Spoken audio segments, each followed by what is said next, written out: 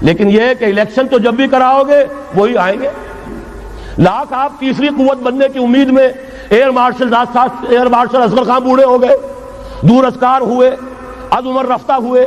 اب قاضی حسین احمد صاحب تیسری قوت بننے کی فکر میں آئے تھے، کبھی وہ طاہر القادری صاحب تیسری قوت بننے کی فکر میں آئے تھے. جب تک یہاں جاگیردارانہ نظام ہے کون سی تیسری قوت آ سکتی ہے؟ مت ماری گئی ہے، عقلیں جو ہیں بیچ کھائی ہیں، کیا ہوا ہے؟ کبھی تو آخر ہوش آنا چاہیے.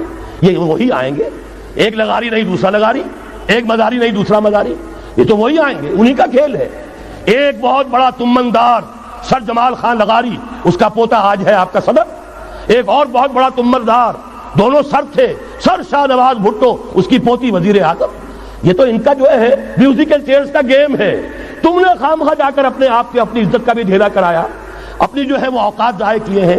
اس کی بجائے کرنا کیا ہے؟ نہیں انل منکر، بدی سے روکو. جب تک طاقت نہیں ہے کافی، طاقت فراہم کرتے رہو، جمع کرو. اعدوا لهم ما استطعتم. اپنی نفری بڑھاؤ، تربیت بڑھاؤ، ایثار اور قربانی کا مادہ بڑھاؤ، نظم کی پابندی کا جذبہ بڑھاؤ. بڑھاتے رہو بڑھاتے رہو. با نشہ درویشی در ساز و دمادم زن، چون پختہ شوی خدرا بر سلطنت جم زن. جب طاقت کافی ہو جائے اب میدان میں آؤ، للکارو، کہو اب نہیں چلنے دیں گے اس حرام کام کو، نہیں چلنے دیں گے اس ملک میں سود کو، نہیں چلنے دیں گے اس ملک میں جاگیرداری کو، نہیں چلنے دیں گے یہاں بے حیائی اور فحاشی کو. گھیراؤ کریں گے، پکیٹنگ کریں گے، کسی کی جان اور مال کو نقصان نہیں پہنچائیں گے. اداروں کا گھیراؤ ہوگا، ان تمام چیزوں کی برائیوں کا استحصال ہوگا. پھر گولیاں چلے، سینوں پر کھائیں گے. اللہ وہ دن لائے اور ہمیں اس کے لیے اہل بنائے. شہادت ہے مطلوب و مقصود مومن، نہ مال غنیمت نہ کشور کشائی. اس کے سوا کوئی راستہ نہیں ہے. اس کے بغیر جو بھی خواب دیکھتا ہے جنت الحمقاء میں رہتا ہے، یا اپنے آپ کو دھوکہ دے رہا ہے یا دوسروں کو دھوکہ دے رہا ہے، اور کوئی امکان نہیں ہے. ایک ہی راستہ ہے. اگر محمد الرسول اللہ اور ان کے ساتھیوں کو انہی وادیوں میں سے گزرنا پڑا، اگر طائف کا پتھراؤ محمد الرسول اللہ کو اپنے جسم اطہر پر جھیلنا پڑا، دندان مبارک محمد الرسول اللہ کے شہید ہوئے، خون کا فوارہ ان کا چھوٹا، سینکڑوں صحابہ جن میں حضرت حمزہ جیسے بھی ہے، اسد اللہ و اسد رسول، جن کی لاش کا نقشہ ابھی آپ نے سنا، ناک کٹی ہوئی ہے، کان کٹا ہوا ہے، پیٹ چاک کر کے کلیجہ چبایا گیا ہے. حضور کو جو صدمہ ہوا ہے، مدینے جب واپس گئے ہیں، انصار کے گھروں سے عورتوں کے بین کرنے کی آوازیں آئیں. اس وقت تک حرمت نہیں ہوئی تھی اور عربوں کا رواج تھا جیسے ہمارے ہاں دیہات میں جس طرح خواتین نوحے کرتی ہیں، بین کرتی ہیں، اس وقت تک وہاں ان کے ہاں بھی رواج تھا. تو وہاں ہو رہا تھا. 70 صحابہ شہید ہوئے تھے. وہ کوئی ہر شہید کسی کا بیٹا تھا، کسی کا شوہر تھا، کسی کا بھائی تھا، کسی کے ساتھ کوئی اور رشتہ تھا. پورا مدینہ جو ہے ماتم کدا بنا ہوا تھا. اس وقت حضور کی زبان سے بھی الفاظ نکل گئے، اما حمزہ تو فلا بواکی لہو، ہائے حمزہ کے لیے تو کوئی رونے والیاں بھی نہیں. تب انصار نے اپنے گھروں سے بھیجا خواتین کو حضرت صفیہ رضی اللہ تعالی عنہا کے ہاں، وہاں جاؤ تعزیت کرو.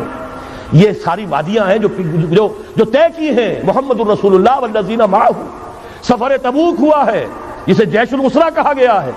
ایسا مرحلہ بھی آیا ہے 3 مجاہدین کو 24 گھنٹے کے راشن میں ایک کھجور ملی، ایک کھجور، 24 گھنٹے کا راشن.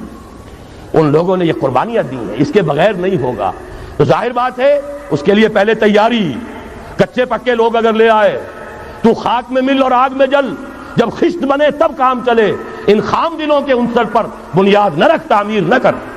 یہ تو پختگا خام ہے جب تک تو ہے مٹی کا ایک انبار. تو پختہ ہو جائے تو ہے شمشیر بے زنہار. تو وہ پختہ ہو جائے اب ٹکر مول لو، آگے بڑھو، للکارو، آنکھوں میں آنکھیں ڈالو، باطل کا مقابلہ کرو. اس کے استحصال کے لیے اپنی جانیں قربان کر دینے کو سب سے بڑی کامیابی سمجھو.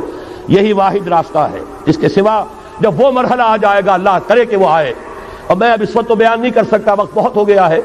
میری جو ایک کتاب چھپ چکی ہے سابقہ اور موجودہ مسلمان امتوں کے کا ماضی، حال اور مستقبل، آنے والی جو حالات ہیں ان کا ایک نقشہ میں نے بیان کیا جو احادیث نبویہ میں آیا ہے.